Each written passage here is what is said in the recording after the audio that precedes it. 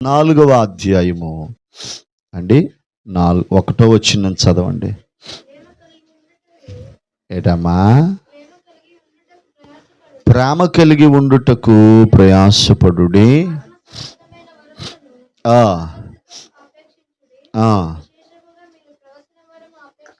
ఒక్కసారి చేతులు పైకెత్తి స్తోత్రం చెప్తారా?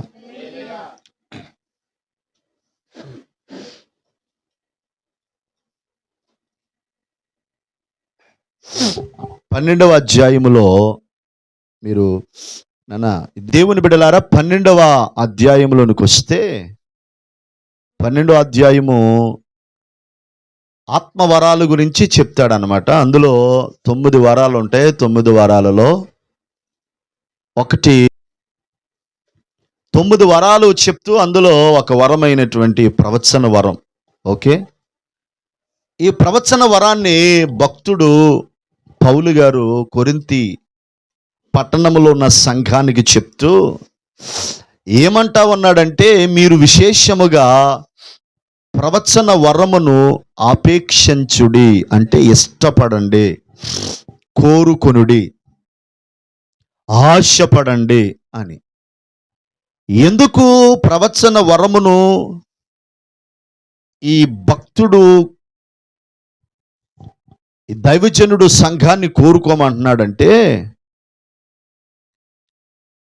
4వ వచనం చదవండి. భాషతో మాట్లాడువాడు తనకు క్షేమాభివృద్ధి కలుగజేసుకొనును గాని ఎవరైతే ప్రవచిస్తారో ఆ ప్రవక్తట సంఘానికి క్షేమాన్ని కలుగజేస్తాడు. స్తోత్రం, బాగా చెప్పాలి. చూడండి బిడ్డలారా, సంఘ క్షేమాభివృద్ధికి ప్రవచన వరం అనేది చాలా ప్రాముఖ్యం. నేను చెప్పనా బిడ్డలారా, ఈ ప్రవచన వరము అనేది, ప్రవచన ఆత్మ అనేది ఎవరైనా పొందుకోవచ్చు. ఒక దైవజనుడనే కాదు, ఒక దైవజనురాలనే కాదు, ఆత్మచేత నింపబడి, పరిశుద్ధాత్మ చేత నింపబడి, పరిశుద్ధంగా ఉంటూ, ప్రార్థనా పూర్వకంగా ఉంటూ, దేవునికి ఇష్టకరంగా ఉంటూ, ప్రతి లోపాన్ని జయిస్తూ అవండి సంఘ క్షేమాభివృద్ధి కొరకై ఈ కృప అందరూ పొందుకోవాలి అనేది దైవజనుడి యొక్క ఆశ, పౌలయ్య ఆశ. అంచేత ప్రవచన వరము సంఘానికి క్షేమము కలిగించేది, సంఘాన్ని బలపరిచేది, సంఘంలో దేవుని చిత్తాన్ని బయలుపరిచేది. హల్లెలూయా. అందుచేత ప్రవచన వరమును మీరు కోరుకొనుడి, అపేక్షించుడి అంటూ తన ఆత్మీయ కుమారుడైన తిమోతిని కూడా ఆత్మ సంబంధమైన వరాలను నువ్వు కోరుకో, నీ అభివృద్ధి అందరికీ కనబడేటట్టుగా ఆ వరముల మీద మనస్సు పెట్టు, అవి ప్రజ్వలించినట్లు ప్రయాసపడు అంటాడు. హల్లెలూయా. దేవుని బిడ్డలారా, ఈ ప్రవచన వరము ఖచ్చితంగా మన జీవితంలో పనిచేయాలి. ఎందుకంటే ఎండిపోయిన జీవితాలు, మోడైపోయిన జీవితాలు, పాడైపోయిన జీవితాలు, ఆశలు వదిలేసుకున్న వారి జీవితాలు, నెమ్మదిని కోల్పోయిన వారి జీవితాలు, ఏమండి బిడలారా, చావే శరణము అనుకున్న వారి జీవితాలని మరలా బ్రతికించే ఒక కృప ఏంటంటే ప్రవచనము, ప్రవక్త పరిచర్య. యెహెజ్కేలు 37:7లో మీరు చదవక్కర్లే, పోయిన ఆదివారం నేను ఆ వర్తమానాన్ని చెప్పాను, కానీ పరిపూర్ణంగా చెప్పలే, అందుకని ఇప్పుడు దాన్ని చెప్తా ఉన్నా. యెహెజ్కేలైన ప్రవక్త అయిన యెహెజ్కేలుని ఎముకల లోయలోనికి ప్రభు తీసుకుని వెళ్ళి, నాయనా ఎండిన ఎముకలు మరలా బ్రతుకుతాయా అంటే, నాకేం తెలుసు ప్రభువా అంటే, లేదు, నేను నీ నోటికి ఒక ప్రవచన వాక్కునిస్తాను, నీవు ఆ ప్రవచన వాక్కు పలికితే హల్లెలూయా ఈ ఎండిపోయినవన్నీ బ్రతికిపోతాయి. హల్లెలూయా. ఒకసారి ఎలీషా చనిపోయి సమాధిలో పెట్టబడతాడు. వినాలి వాక్యం. స్తోత్రం. ఎలీషా చనిపోయి సమాధిలో పెట్టబడితే బిడ్డలారా, ప్రవక్త అయిన ఎలీషా చనిపోయిన సమాధిలో ఇంకొక చనిపోయిన మనిషిని తీసుకొచ్చి ఆ ఎముకల్లో పడేస్తారు. ఎలీషా ఎముకల మీద ఆ శవాన్ని పడేస్తే ప్రవక్త అయిన ఎలీషా ఎముకలు తగిలి ఒక వ్యక్తి జీవించేశాడు. స్తోత్రం. అంటే ఒక ప్రవక్త అనాయింటింగ్ అంత బలమైనది. ఈ ప్రవచన వరము, ఈ ప్రవచన వాక్కు అనేది మనలోనికి ఎలా వస్తుంది అంటే అపోస్తుల కార్యాల గ్రంథం 2వ అధ్యాయము, అపోస్తుల కార్యాల గ్రంథం 2వ అధ్యాయము. ఏమండి? అపోస్తుల కార్యాల గ్రంథం 2వ అధ్యాయము చదవండి దేవుని బిడ్డలారా. నేను చెప్తాను, 4వ వచనాన్ని చదవండి. అందరూ పరిశుద్ధాత్మతో నింపబడిన వారై, ఆ నింపబడిన ఆత్మ వారికి వాక్శక్తిని అనుగ్రహించిన కొలది అన్య భాషలతో మాట్లాడడం ప్రారంభించారంట. గట్టిగా స్తోత్రం చెప్పండి. బిడలారు, పెంతుకోస్తే దినములో 120 మందితో పాటు ఇంక అనేక మంది ఏమండి అక్కడ కూడుకుని 10 దినాలు 120 మంది మానక ఏకమనస్సుతో ప్రార్థన చేయడం. దేవుడు యేసుక్రీస్తు ప్రభువారు తండ్రి వాగ్దానము కొరకు కనిపెట్టుడి, మీ మీదకి ఆయన ఆదరణకర్తను పంపిస్తాడు, పరిశుద్ధాత్మను పంపిస్తాడు. ఆయన వచ్చినప్పుడు మీ జీవితాలలో మహోన్నతమైన కార్యాలు జరుగుతాయి అని వాగ్దానము చేయబడిన పరిశుద్ధాత్మను మీరు పొందండి అని యేసుక్రీస్తు ప్రభువారు భూమి మీద ఉన్నప్పుడు, ఆరోహణమవుతూ ఉన్నప్పుడు వారిని హెచ్చరించాడు, ఆజ్ఞాపించాడు, మీరు ఆత్మను పొందాలి. అయితే ఆత్మను పొందాలని ఆజ్ఞ ఉంది, కానీ దేవుని బిడ్డలారు ఎలా పొందాలో కూడా ప్రభు చెప్పాడు. మీరు మేడగదిలో ఉండండి, కనిపెడితే పరిశుద్ధాత్మ మీ మీదకు వస్తుంది. పరిశుద్ధాత్ముడు మీ మీదకు వస్తారు. ఆయన వచ్చినప్పుడు దేవుని బిడ్డలారా మిగిలిన పరిచర్య దేవుడు మీతో చేయింతాడు. పరిశుద్ధాత్ముడే మిమ్మల్ని తన పరిచర్యలో నడిపిస్తాడని యేసు ప్రభువారు చెప్పినప్పుడు ఆది అపోస్తులందరూ కలిసి 120 మంది దేవుని బిడ్డలారా మేడగదిలో 10 రోజులు ప్రార్థన చేయడం మొదలుపెట్టారు.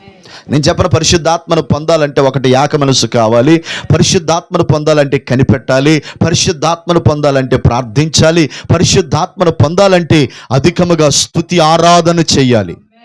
అప్పుడు మన మీదకి పరిశుద్ధాత్మ దేవుడు పంపించబడతాడు.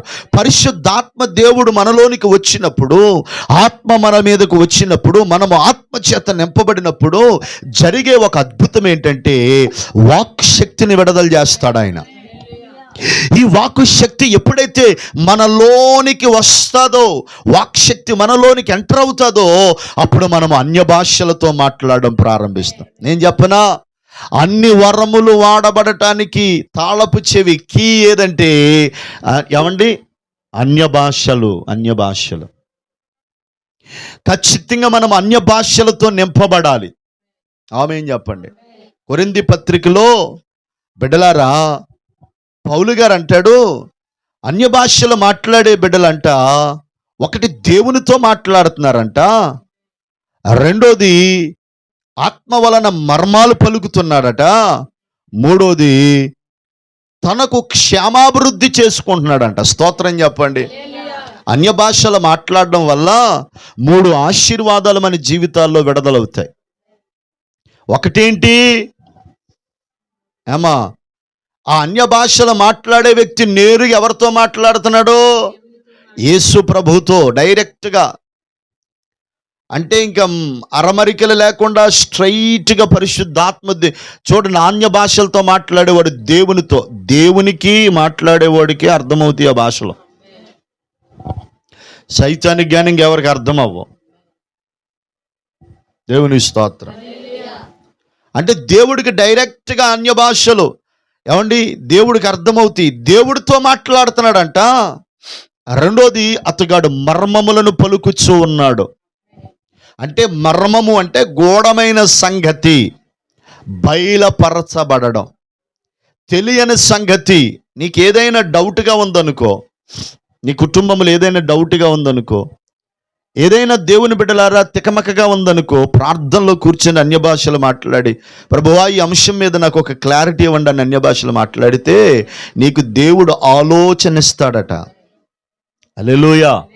మూడోది ఏంటో తెలుసా? క్షేమాభివృద్ధి అంటే బిల్డ్ చేయబడడం, ఎదగడం, కట్టబడడం. అర్థమైందా? అన్య భాషలు మాట్లాడితే నువ్వు కట్టబడతావు యేసయ్యలో. అసలు నాకెంత ఇష్టం అంటే పరిశుద్ధాత్మ అభిషేకం అన్న, అన్య భాషలన్న, ప్రవచనం అన్న, ఈ పరిచర్య చాలా ఇష్టం దేవుని బిడ్డలారా. కానీ ఇప్పుడున్న ఈ పరిస్థితుల్లో ఈ పరిచర్య చాలా చికాకుగా జరుగుతుంది. నేను ఎవరిని దూషించను. సొంత ఘనత కొరకు, ధనము కొరకు, పేరు కొరకు, ఫేము కొరకు, ఇలాగ చాలా పర్పస్ మీద ఈ వరం వాడుతూ ఉన్నారు చాలామంది. కానీ నిజంగా చెప్పనా, ఒక వ్యక్తి ప్రవక్త అంటే ఎండిన వారిని బ్రతికిస్తాడు. యేసులో దిగజారిపోయిన వారిని, సావుకు జోగిన వారిని, బలహీనమైపోయిన వారిని, ఆర్థికంగా దిగజారిపోయిన వారిని, జీవితంలో దేవుని బిడ్డలారా తమ జీవితాన్ని జీవితంలో విసిగిపోయి వేసారిపోయిన వారి జీవితాలు మరలా దృఢపరిచే ఒక పరిచర్య ఏదంటే ప్రవక్త పరిచర్య. ఎలాంటివి చెయ్యాలి? ఒక వ్యక్తి ప్రవక్త అనుకో బిడ్డలారా, ఆ ప్రవక్త చేయవలసిన పరిచర్య ఏంటో తెలుసా? ప్రవక్త ద్వారా జరగవలసిన ఒక అద్భుతమైన పరిచర్య ఏంటో తెలుసా దేవుని బిడ్డలారా? ప్రవక్త ఖచ్చితంగా యేసయ్యతో తెగిపోయిన బంధాన్ని మరలా కడతాడో అదే పరిచర్య, ప్రవక్త పరిచర్య. అంతే తప్ప నీకు యాప్లీస్కి అయితే తినాలంతా దేవుడు చెప్తున్నాడు నాకు, నువ్వు అది చేస్తావా అని దేవుడు నాకు చెప్తున్నాడు. అవన్నీ సెకండరీ. యహ సంబంధమైన దీవెనలో పరిశుద్ధాత్మ దేవుడు బయలుపరచడం సెకండరీ. ఇంకోటి చెప్పనా, దానికంటే ప్రాముఖ్యంగా ఎండిన వారిని బ్రతికించడమే ప్రవక్త పరిచర్య. నాశనానికి జోగిన వారిని దేవుని యొద్దకు నడిపించటమే ప్రవక్త పరిచర్య. హల్లెలూయా. ఎండిపోయిన వారు, జారిపోయిన వారు, దిగజారిపోయిన వారు, నాశనానికి వెళ్ళిపోతున్న వారు, జీవితంలో చనిపోదామనుకున్న వారు మరలా తిరిగి బ్రతికించేది ప్రవచన వాక్కు, ప్రవచనం. దేవునికి స్తోత్రం. హల్లెలూయా. అందుచేత దేవుని బిడ్డలారా నేను చెప్తా ఉన్నాను, ఈ పరిచర్యను కోరుకోమన్నాడు దేవుడు. ఈ పరిచర్య మీద మనస్సు పెట్టమన్నాడు దేవుడు. హల్లెలూయా. పేతురు రాసిన పత్రిక 2వ పత్రిక 1వ అధ్యాయం 20వ వచనం 21వ వచనం చదవండి. ఒకడు తన ఊహను బట్టి చెప్పటము వలన లేఖనములో ఏ ప్రవచనము పుట్టదు. స్తోత్రం చెప్పండి. ఇంకో మాట చెప్తున్నాను, ఈ పరిశుద్ధ గ్రంథము రాసినటువంటి ప్రవక్తలు, ఈ పరిశుద్ధ గ్రంథం రాసినటువంటి దేవుని బిడ్డలు ఈ పరిశుద్ధ గ్రంథాన్ని ఎలా రాశారంటే పరిశుద్ధాత్ముడు చెప్పితే రాశారు. ఆమెనంట్లే, పరిశుద్ధాత్ముడు చెప్పితే ఈ పరిశుద్ధ గ్రంథాన్ని రాశారు. నేను చెప్పనా, బైబిల్లో ఉన్న ప్రతి మాట ప్రవచనమే. వాగ్దానాలు ఉన్నాయి, కట్టడలు ఉన్నాయి, నియమాలు ఉన్నాయి, నిబంధనలు ఉన్నాయి, ప్రవచనాలు ఉన్నాయి, ఎంకరేజ్ చేసే మాటలు ఉన్నాయి, హెచ్చరించే మాటలు ఉన్నాయి, సరి చేసే మాటలు ఉన్నాయి, బుద్ధి చెప్పే మాటలు ఉన్నాయి. ఈ మెటీరియల్తో ప్రవక్త పరిచర్య చేయాలి. ఈ లేఖనము మనిషి ఊహను బట్టి పుట్టలేదు, పరిశుద్ధాత్ముడే రాయించడిది. ఆమేన్ చెప్పండి. అందుకని పరిశుద్ధాత్ముడు పలికిన ఈ మాటలు ఏ మాటలో 66 పుస్తకాలలో ఉన్న దేవుని సారాన్ని సంఘానికి తెలియచేసి, సంఘానికి దేవుని బిడ్డలారా అన్వయించి, వారితో మాట్లాడి వారిలో ఉన్న నిర్జీవాన్ని మరలా బ్రతికించటమే. యేసుక్రీస్తు ప్రభువులో నువ్వు ఎక్కడ తెగిపోయావు, ఎక్కడ జారిపోయావు, నీతో ఆయనకి ఎక్కడ కనెక్టింగ్ తొలగిపోయింది? కొంతమంది బాప్తీసం దాకా ఆగిపోతారు, కొంతమంది దేవుని బిడ్డలారా విశ్వాసంలోనే ఆగిపోతారు, బాప్తీసం దాకా రారు. కొంతమంది బాప్తీసంలో ఆగిపోతారు, బాప్తీసం తీసుకుని ఆగిపోతారు, పరిశుద్ధాత్మ అనుభవంలోనికి రారు.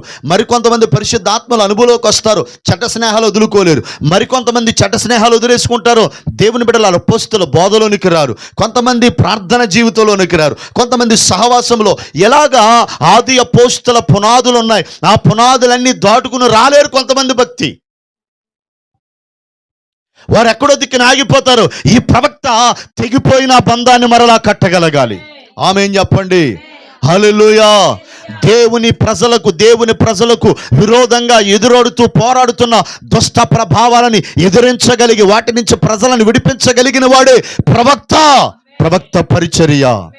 ఏది పడుతుంది పలకడం కాదు, ఏది పడుతుంది మాట్లాడడం కాదు. దేవుని బిడ్డలారా, ప్రవచించబడిన లేఖనములన్నిటినీ సంఘానికి క్షుణ్ణంగా చెప్పగలిగి, సంఘాన్ని సరిచేయగలిగి, సంఘాన్ని కట్టగలిగి, వారు ఎక్కడ ఏ బంధంలో తెగిపోయారు, ఏ విషయంలో వారికి దేవునితో బంధం తెగిపోయిందో దాన్ని మరలా కట్టడమే ప్రాఫిటిక్ అనాయింటింగ్.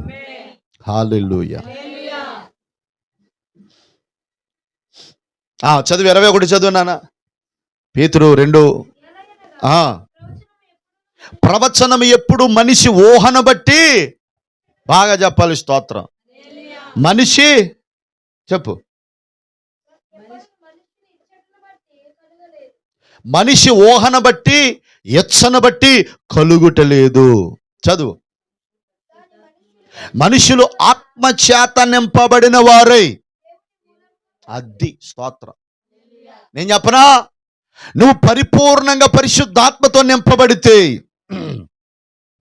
ఆత్మ నిన్ను నింపితే, ఆత్మ నీలోనికి వస్తే, ఆ లోపల ఉన్న పరిశుద్ధాత్ముడు కొన్ని మాటలు నీ ద్వారా పలుకుతాడు. అదే ప్రాఫెసీ. హల్లెలూయా. నేను చెప్పనా, సౌలు గజిబిజిలో ఉన్నాడండి. గాడిదలు పోయాయి. ఏం పోయాయి? గాడిదలు పోయాయి. చాలా గజిబిజిలో ఉన్నాడు. గజిబిజిలో ఉంటే గాడిదలు వెతుక్కుంటూ వస్తే కామంది, నీ గాడిదలు ఎక్కడ పోనీ చెప్పగలిగిన ప్రవక్త ఏలియా ఉన్నాడు అక్కడ. క్షమించండి, సమూయేలు ఉన్నాడు అక్కడ. ఆయన ఉన్నత స్థలాల్లో ఉన్నాడు. వెళ్ళంటే సమూయేలు దగ్గరికి సౌలు వెళ్ళి నిలబడగానే, సౌలు జీవితం యొక్క దేవుడు సౌలు జీవితంలో ఏదైతే కలిగి ఉన్నాడో చెప్పాడు. నేను చెప్పనా, క్రీస్తులో నువ్వు ఏమై ఉన్నావో దాన్ని నీకు చెప్పగలిగడమే ప్రవక్త పరిచర్య. ఆమెను అంటలేదు, ఉసూరు అంట, అట్టయితే అట్టండి. దేవుని స్తోత్రం. నీ పట్ల దేవుని చిత్తం ఏంటి క్రీస్తులో? సౌలా, నిన్ను దేవుడు కోరుకున్నాడయ్యా, నిన్ను ఇశ్రాయేలీయుల మీద, తన స్వాస్థ్యం అంతటి మీద అధిపతిగా చేయాలనుకుంటున్నాడు. హల్లెలూయా. అసలు నీ గురించి దేవుని ఆలోచన ఏంటో, నీ పట్ల దేవుని నీ భవిష్యత్తు పట్ల దేవుని ఉద్దేశం ఏంటో దైవజనుడు చెప్పగలిగితేనే అది ప్రాఫెసీ. హల్లెలూయా. నీ పట్ల దేవుని ఉద్దేశం ఏంటి, నీ పట్ల దేవుని చిత్తం ఏంటి, అది చెప్పగలగాలి. నేను చెప్పనా, మీరు కూడా సేవకుడిని ఆశ్రయించగలగాలి. నా పట్ల దేవుని చిత్తం ఏంటి, దేవుని ఉద్దేశం ఏంటి, నేను కలెక్టర్ అయిపోతానా అండి, మెహర్ బాబా అయిపోతానా, ఆడైపోతాను, ఈ దరిద్రపు ఆలోచనలు ఉండకూడదు. నీ పట్ల దేవుని చిత్తం ఏంటో దేవుణ్ణి అడిగితే దేవుడు తన ప్రవక్తల ద్వారా నీకు చెప్తాడు. కొన్నిసార్లు నీకే చెప్తాడు, కొన్నిసార్లు దైవజనుడి ద్వారా చెప్తాడు, కొన్నిసార్లు వాక్యం ద్వారా చెప్తాడు. దేవుని స్తోత్రం. హల్లెలూయా. ఒక ఆయన బలంగా వ్యాపారాలు చేసి, వ్యాపారాలు అలసిపోయి అప్పులైపోయి చావే శరణం అనుకున్న దినాల్లో ఒక దైవజనుడు చెంత చేరి ప్రార్థన చేసుకుంటుంటే, పాస్టర్ గారికి దగ్గరికి వెళ్ళి ప్రేయర్ చేసుకుంటే పాస్టర్ గారు అన్నాడట, అయ్యా మీరు చాలా రోజులుగా దేవుని సన్నిధికి వస్తున్నారు, మీరు చాలా దుఃఖంలో ఏడుస్తున్నారు, మీ పరిస్థితులు ఏంటయ్యా అంటే, అప్పుడు ఆయన అన్నాడంట, అయ్యా నేను చాలా వ్యాపారాలు చేశాను, అన్నీ ఫెయిల్ అయిపోయాయి, నా జీవితం మూడైపోయిందయ్యా, అసలు నేను ఏం చెయ్యాలో నాకేం అర్థం కావట్లే, ఇక నాకు దేవుడే దిక్కు, నా పరిస్థితులను తప్పించగలిగింది ఆయనే, నా స్థితిని మార్చగలిగింది ఆయనే అంటే, అయ్యా మీరు దేవుని చిత్తాన్ని కనిపెట్టండి, ఎలాంటి పని చేయాలో, ఎలాంటి వ్యాపారం చేయాలో, ఏం చేయాలో దేవుణ్ణి అడగండి. అడిగితే మీకు స్పష్టంగా ప్రభువు మాట్లాడతారంటే, అలాగే కొన్ని రోజులు ప్రార్థన చేసిన తర్వాత బైబిల్ చదువుకుంటా ఉంటే, మీరు లోకమునకు ఉప్పై ఉన్నారు, మీరు లోకమునకు ఉప్పై ఉన్నారు అనే మాట చదివి ఆ రోజు తన దినచర్యలు ప్రతిరోజు బైబిల్ చదవాలండి. నీ జీవితంలో దేవుని సారం, మహిమ, ప్రవచన ఆ సారం నీలోనికి రావాలంటే వాక్యం చదవాలా. బైబిల్ చదవకుండా ఉన్నాడండి. ఆ మాట గుర్తొచ్చి పడుకున్నాడు. రాత్రంతా అతను ప్రేరేపణ అదేనంట. ఉప్పు ఉప్పు ఉప్పు ఉప్పు ఉప్పు ఉప్పు ఉప్పు. మాస్టర్ గారి దగ్గరికి వెళ్ళయ్యా, రాత్రి నుంచి నేను ఒక బైబిల్ నా దినచర్యలో బైబిల్ చదువుతుంటే ఒక మాట నన్ను పదే పదే ప్రేరేపించి కలతపరుస్తూ ఉందయ్యా. ఏంటి ఆ మాట అంటే, మీరు లోకానికి ఉప్పు అయి ఉన్నారు. ఆ మాట నన్ను కలతపరుస్తుందంటే, కలవరపెడుతుందంటే అప్పుడు అన్నాడంట, మీరు ఏదైనా చిన్న సైకిల్ తీసుకుని ఒక బస్తా ఉప్పు కొనుక్కుని దాన్ని అమ్మొచ్చు కదండి. ఏమో దేవుడు ఉప్పు వ్యాపారం పెట్టమంటున్నాడేమో అని పాస్టర్ గారు చెప్తే, మంచి ఆలోచనని సరేని చిన్న సైకిల్ తీసుకుని సైకిల్ మీద ఉప్పు అమ్మడం ప్రారంభించాడండి. సైకిల్ మీద ఉప్పు అమ్మడం ప్రారంభించి మానకొండ మందిరానికి వెళ్తున్నాడు. తన సంపాదనలో ఆ బస్తా 1000 రూపాయలకి అమ్మినా 2000కి అమ్మినా, తన సంపాదనలో దేవుని బిడ్డలారా 10వ భాగం దేవునికి ఇచ్చి, అంటే కొంచెం కానుక ప్రభుకిచ్చి తన ఉప్పు వ్యాపారాన్ని సాగిస్తున్నాడు. సైకిల్ మీద ఉన్న తన వ్యాపారం బండి మీద దాకా ఆశీర్వదించాడు. బండి మీద ఉన్న తన వ్యాపారం ఎడ్ల బండి దాకా వెళ్ళింది. అక్కడి నుంచి లారీలు, అక్కడి నుంచి ఏమండి ఒక ఉప్పు ఫ్యాక్టరీనే కొనేసే స్థాయి దేవుడు ఇచ్చేశాడు. కారణం ఏంటండి? దావీదండి ఎంత ప్రార్థనాపరుడో తెలుసా? దావీదుకున్న ఒక కృపావరం ఏంటో తెలుసా? దావీదుకున్న ఒక తలాంతి ఏంటో తెలుసా? ఏమండి, సంగీతాన్ని వాయించేవాడట, సితారా వాయించేవాడంట దావీదు. స్తోత్రం. అంటే కీబోర్డ్ ప్లేయర్ అనుకుందాం, అంటే ఇంకా ఉంటుంది, కీబోర్డ్ ప్లేయర్ అనుకుందాం.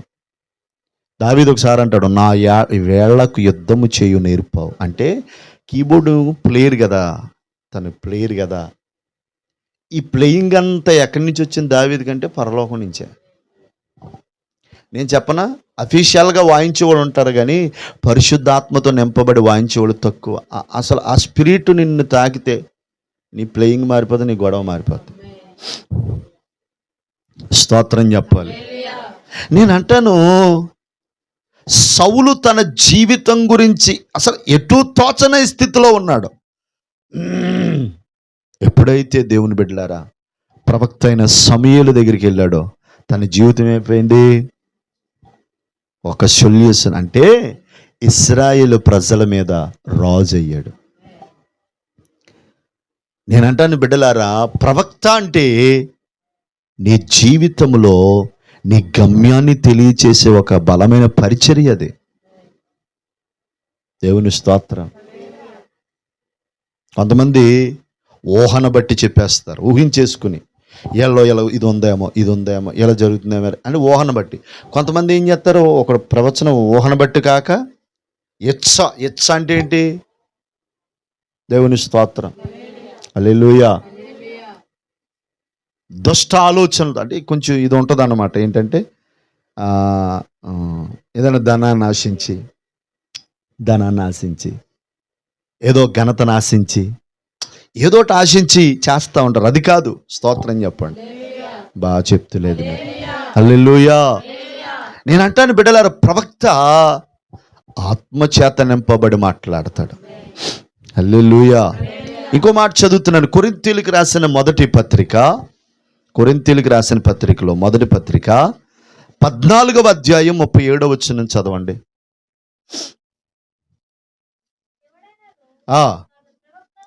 ఎవడైనా తాను ప్రవక్తనని అనుకొని ఎడల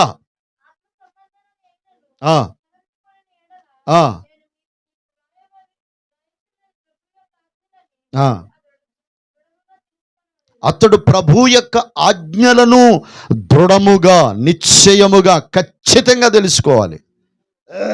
హల్లెలూయా. అంటే ఒక వ్యక్తి ప్రవక్త అనుకో, ఒక వ్యక్తి మీద ప్రవచన వరము, ప్రవచన ఆత్మ పనిచేస్తుంది అనుకో, అతడు ప్రవక్త అనుకో, బైబిల్ తెలియాలి, దేవుని ఆదేశాలు తెలియాలి, దేవుని ఆజ్ఞలు తెలియాలి, దేవుని చట్టం తెలియాలి, దేవుని మార్గం తెలియాలి. ఇది తెలవకుండా ఏమీ తెలవని తెంగరోడు. నేను అంటాను బిడ్డలారా, ఒక వ్యక్తి ప్రవక్త అయితే దేవుని యొక్క ఆదేశాలు, దేవుని మార్గము, దేవుని చిత్తము, ఉద్దేశాలు తెలియాలి. మనకు కూడా బైబిల్ తెలియాలండి. వాక్యం తెలియకుండా దేవుని మనసు మనకు అర్థం అవదు. వాక్యం తెలియకుండా దేవుని ఆలోచనలు మనకు తెలియవు. వాక్యం తెలియకుండా దేవుడు మనం ఎలా నడుచుకోవాలో మనకు అర్థం కాదు. నీ జయ జీవితానికి ప్రధానమెట్టి వాక్యమే. నీ ఆత్మీయ అభివృద్ధికి వాక్యమే కారణం. నీ జీవిత ఆశీర్వాదానికి కారణం వాక్యమే. వాక్యము చదవకుండా, వాక్యం అనుసరించకుండా నువ్వు ఎర్రగదీసిని భక్తి చేసేసి నేను ఎంతో గొప్ప వ్యక్తిని అయిపోవాలనుకుంటే నీ వల్ల కాదు, నీ తాత వల్ల కూడా అవదు. ఇక నువ్వు భక్తి చేసిన ఒకటి, చేయకపోయిన ఒకటే. ఏదో ఆదివారం వెళ్తున్నాను ఇది కాదండి. వాక్యం నీకు అర్థం అవ్వాలి. ప్రతి గ్రంథం మీద పట్టు ఉండాలి నీకు. దేవుని స్తోత్రం. హల్లెలూయా, హల్లెలూయా. నేను అంటాను బిడ్డలారా, ప్రవక్త ఏం చేస్తాడండి? వాక్యం ఏం చేయాలి? తెలియాలి. దేవుని స్తోత్రం. హల్లెలూయా, హల్లెలూయా. తర్వాత ప్రవక్త అండి ఒక మంచి ప్రార్థనాపరుడై ఉండాలి. ప్రవక్త అండి పరిశుద్ధుడై ఉండాలి. హల్లెలూయా. తర్వాత దేవుని మనస్సులో ఒక వ్యక్తి గురించి ఏమైతే యేసయ్య తన మనస్సులో నిశ్చయించుకుంటున్నాడో, అనుకుంటున్నాడో అవి అన్నీ తెలియాలండి. దేవుని స్తోత్రం చెప్దాం. రెండోసారి అదే పేతురు, క్షమించండి, కొరింథీ 14లోనికి రండి.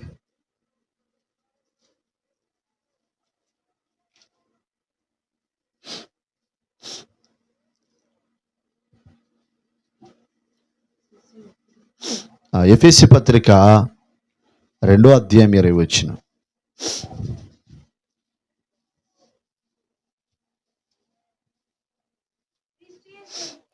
క్రీస్తు యేసే ముఖ్యమైన మూలరాయి అయి ఉండగా అపోస్తులులట ప్రవక్తలు వేసిన పునాది మీద కట్టబడాలి. ఆమేన్ చెప్పండి. నేను చెప్పనండి, బైబిల్లో ప్రవక్తలు ఉన్నారు. అసలు వాళ్ళ పరిచర్యను మనం గమనిస్తే చాలా మహిమగల పరిచర్య. ఇంకోటి చెప్తాను బావేనండి. ఒక ప్రవక్తకి దేవుడు అన్ని బయలుపరుస్తాడు, కానీ కొన్నిసారి పాపము గురించి చెప్పమన్నప్పుడు చెప్పాల. ఇప్పుడు దావీదు తప్పు చేశాడు, నాతానుని చెప్పమన్నాడు. నాతాను వెళ్ళి చెప్పాడా? చెప్పాడు. ఒకవేళ దావీదుగా మాట చెప్తే నాతాను ఈ మాట చెప్తే దావీదు నన్ను చంపేస్తాడేమని భయం లేకుండా చాలా సింపుల్గా చక్కగా తను అవిధేయతను వివరించాడు. దేవుని స్తోత్రం. అంటే ప్రవక్త అంటే ఉన్నది ఉన్నట్టుగా, ఏమండి, మసిపూసి మారేడిగా చేయకూడదు. వీళ్ళని ఏదన్నా అంటే సంఘం నుంచి వెళ్ళిపోతారేమో, కానుకలు ఎవరేమో, ఇలాంటిది ఉండకూడదు. అర్థమైందా? దైవజనుడు ప్రవక్త సూటిగా మాట్లాడాలి. ఆమేన్ చెప్పండి.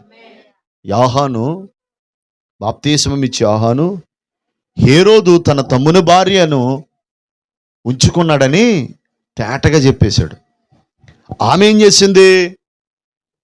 ఈడుంటే మాకు మనశ్శాంతి ఉండదు, మాట్లాడితే ఈ హేరోదుని హెచ్చరిక చేస్తున్నాడు, ఈయన్ని వేసేయాలని కూతురుని ప్రేరేపించి యోహాను చంపేయమని ప్రేరేపిస్తుంది. అప్పుడు యోహాన్ని తల తీసి శిరచ్ఛేదనం చేయబడ్డాడు. నేనంటాను, మనం ఏదైనా ముక్కుసూటిగా మాట్లాడే తత్వం ఉండాలి. కొన్నిసార్లు సందర్భాన్ని బట్టి మనం మాట్లాడుతూ ఉండాలి. దేవునికి స్తోత్రం. కాబట్టి ఈరోజు నేను చెప్తున్నాను, ప్రవక్త పరిచర్యను కోరుకోవాలి. అది సంఘానికి క్షేమాభివృద్ధి అండి, దేవుని చిత్తాన్ని మనకు తెలియచేసేది. హల్లెలూయా. మూడోది మనల్ని హెచ్చరించేది ఆ పరిచర్య. కాబట్టి ఆ పరిచర్యను మనం జరిగిందాం. దేవుడు తన మాటలను దీవించునుగాక. అందరూ కళ్ళు మూసుకుని